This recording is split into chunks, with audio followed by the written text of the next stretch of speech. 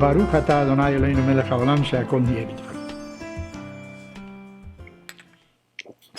One of the very strange chapters in the Torah is during the saga of the sale of Joseph, of his becoming the prime minister of Egypt, second in command to Pharaoh himself, suddenly there's a parenthesis that opens. What is this parenthesis? It's about Judah, one of the brothers, who goes to a different land. There he marries the daughter of somebody by the name of Shua, and he becomes friends with somebody by the name of Hira, Ha'adulami. He is a member of that land, and he lives there. He marries this daughter of Shua, has 3 sons with her. The oldest is his name is He marries a woman named Tamar. But somehow dies. Tamar becomes a widow. There is a law that says that if a man dies childless, without leaving a child, his brother should marry the widow, and the son that is born of that marriage should have the name of the deceased. Well, she marries then Onan, is the second son. But this guy dies too. The father, Yehuda, is afraid of giving her the third son to marry. His name is Shelah. Because the other 2 had died already, God knows what will happen. So she stays as a living widow. She can't marry anybody because she should really marry the third son. But in the meantime, the wedding doesn't take place. The story goes that Judah becomes a widower himself. This daughter of Shua dies. Interesting. The name of his wife is referred to always as the daughter of Shua, without mentioning her name. Okay, she dies. So he prepares to go after a while to a city called Timnah. Why? Because there they're going to shear the sheep for the wool that you can get out of the sheep. So he goes with this man, Hira, who is a very good friend, and he goes there. And Tamar, the daughter-in-law, gets wind of the fact that he's going to go to Timnah. So she goes, disguises herself as a prostitute, and waits for him in Timnah. And when he gets to Timnah, she sort of invites him to have relations with her. But for a price, of course. But he has nothing to give her. So she says to him, you know what? Give me your scepter. Give me your cord that you use for I don't know what. 3 items that are personal items of Judah. And later on, you'll pay me for it when you come to redeem these items. Okay. He has relations with her. Apparently, in those years, it was not only the children that could have a child with the widow. Apparently, the father also could do that. But he doesn't know who this woman is. Okay, and that's it. Then when he comes home, he tells this guy, Hira, you know what? Here is an animal, go take this animal and give this woman an animal in payment for her services and get back my personal belongings. Hira goes back to this place, Timnah, and she's nowhere to be found. As a matter of fact, the people in town say, we don't know of any prostitute that was here or anything like that. Well, very strange episode.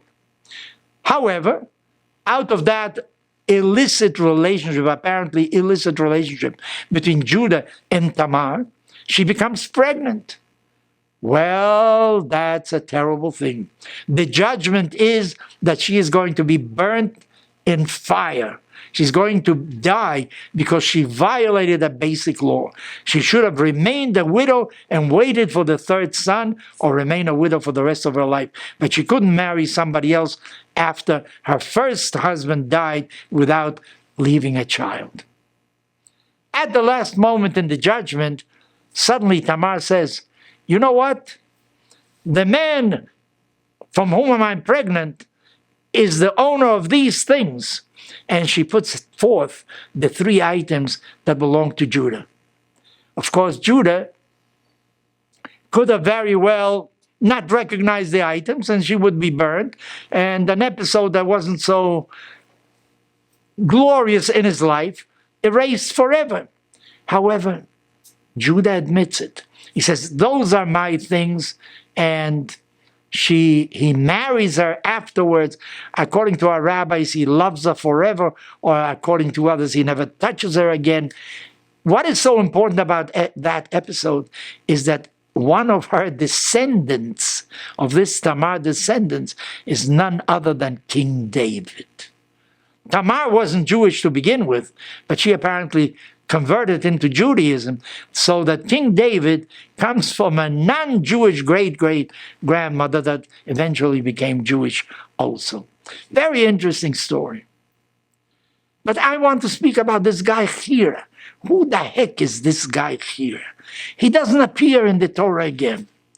The wife of Judah, the mother of the 3 sons, 2 of whom died because of Tamar, by getting married to Tamar, she's not mentioned by name. And this guy here, you only know that he's a friend. And you know that Judah sends him to get the items that he had left with the prostitute. What is so glorious about this guy here, that he merits mention in the Torah, and others, apparently more important, are not mentioned by name? A very revered friend of mine called my attention to it. Who is this man here? He doesn't appear in the Torah again. But we see that he is witness to something Judah did that is of ill reputation. That's not the right thing to do, to have a relationship with a prostitute because his wife had died and he was mourning, he wasn't with another woman. That isn't so kosher, really. Yet he went to redeem the things that Judah had left with the prostitute. Instead of telling Judah, Judah, what are you doing? Or something like that. You know what Hira is teaching us? He was a good friend of Judah. That is how he is introduced. A friend doesn't judge you. A friend likes you. He appreciates the totality of your personality. He knows you have good traits. You also have traits that aren't so hot. So do we all. He doesn't therefore say to you, I'm no longer your friend because you did that. He appreciates the totality of your personality. The Bible says, "Ve'ahavta l'reacha kamocha." Your friend you have to love like yourself. Are you perfect? Do you expect your friend to be perfect? Some people do. And they always find fault with everything in the world. But other people, I think, are smarter. They look at the totality of the personality.